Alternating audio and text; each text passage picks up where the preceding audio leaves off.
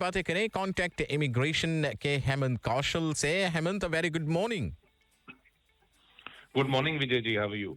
मैं तो ठीक हूँ, होपफुली आप भी बढ़िया होंगे। ठंड है कुछ ज्यादा ना? जी जी, बिल्कुल बिल्कुल। ठंड का अच्छा। मौसम तो अब स्टार्ट हो गया है। हाँ, आपको आपको याद होगा एक दिन मेरे अभी हाल ही में रात के समय मैंने आपको मैसेज किया था। जो एम्प्लॉई है उनके उनसे रिलेटेड कुछ सवाल जो है ये पूछा था। तो मैंने सोचा क्योंकि शायद अगर एक बंदा उसके बारे में सोच रहा है, जानने की कोशिश कर रहा है, तो पॉसिबिलिटी है कि they are out many people जो इसके बारे में जानना और समझना चाहते हैं। तो आज उसी के बारे में हम कुछ बातें जो है ये कर लेते हैं। तो हमारा पहला सवाल जो है हेमंत, की जो स्किल लेवल 4 और 5 जॉब्स में accredited employer work visa holders हैं और अपने पति को या अपनी पत्नी को, अपने पार्टनर को बुलाना चाहते हैं, उनके पास क्या ऑप्शंस हैं यहाँ? जी, जो स्किल लेवल 4 और 5 ऑक्यूपेशंस में जिनका वीजाज लगे हैं अभी, तो अनफॉर्चुनेटली वो पार्टनरशिप बेस्ड वीजा तो नहीं स्पॉन्सर कर सकते हैं अपनी वाइफ के लिए या हस्बैंड के लिए, बट उनको एक जनरल विजिटर वीजा पर बुला सकते हैं। बट ये सुनने में ज्यादा इजी लगता है, इतना इजी है नहीं। बिकॉज इमिग्रेशन ने अपनी जो एक कह सकते हैं असेसमेंट का थ्रेशोल्ड है, हम्म। वो काफी स्ट्रिक्ट कर रखा है ऐसी एप्लीकेशंस के लिए। तो अगर आप अपने आपके व्यूअर से मैं यही कहना चाहूंगा कि अगर वो स्किल लेवल 4 या 5 जॉब में हैं और अपने स्पाउस को बुलाना चाह रहे हैं, तो इस मैटर को लाइटली ना ले।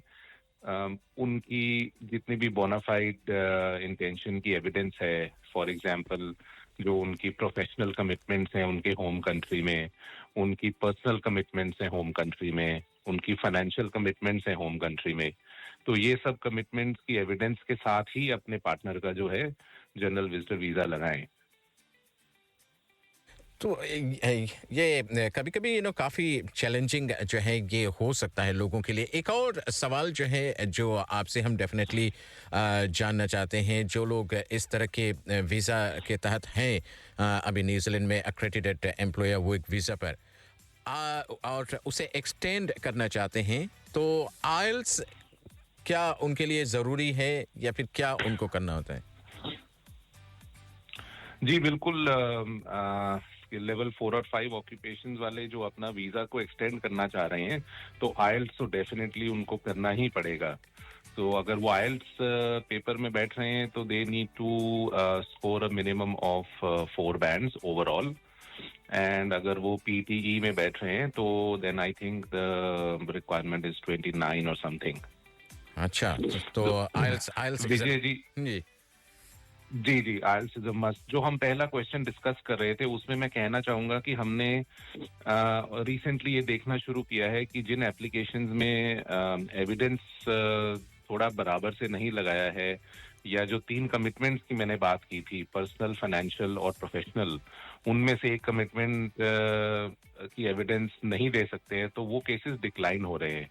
तो आपके थ्रू मैं ये कहना चाहता हूँ कि व्यूअर्स को कि आपका केस अगर डिक्लाइन हो गया है तो आप हमें कांटेक्ट करें, ठीक है? बिकॉज मुझे ऐसा लगता है कि स्पेशली सब कॉन्टिनेंट के एप्लीकेंट्स के लिए इमिग्रेशन का जो बिहेवियर है वो थोड़ा सा बायस्ड है। तो अच्छा। अगर हम जी, अगर हम काफी केसेस ऐसे इकट्ठे कर सकते हैं एक तरह के, तो maybe we can raise them to immigration higher authorities and make them realise that there is an implicit bias in their decision making. हाँ, that would be a good step and I mean thank you कि आपने ऐसा सोचा। तो एक बार फिर आप जरा सा बताते हैं कि अगर आप accredited एम्प्लॉयर वर्क वीजा पर हैं, स्किल लेवल 4 या 5 में हैं, और आपने अपने पार्टनर के लिए विस्टा वीजा अप्लाई जनरल किया। विजिटर वीजा, हाँ। जी, जनरल विजिटर वीजा अप्लाई किया था और वो डिक्लाइन हो गया है, ठीक है? और आपको लगता है कि जितने डॉक्यूमेंट्स थे आपने सब लगाए हैं, फिर भी इमिग्रेशन ने डिक्लाइन किया है, तो हमें कांटेक्ट कर सकते हैं 022288808 पर। तो हम कोशिश करेंगे कि अगर हमारे पास काफी सारे एग्जाम्पल्स आ जाते हैं, तो हम इमिग्रेशन के सामने रखेंगे इन एग्जाम्पल्स को। जी। और उसके अलावा definitely you are always available to help the people in our community with guidance and applications और वो सारी चीज़ें अभी आइल्स जो है ये करना, क्योंकि जो लोग आते हैं इस देश में काम करने के लिए, तो इमिग्रेशन एक बहुत ही पेचीदा मामला उनके लिए हो सकता है। तो जाने से पहले एक बार फिर अपना नंबर आप बता दें कि जिस पर वो आपको संपर्क करके अपने केसेस डिस्कस कर सकें। जी, मुझे कॉल कर सकते हैं 0222 888 808 पर।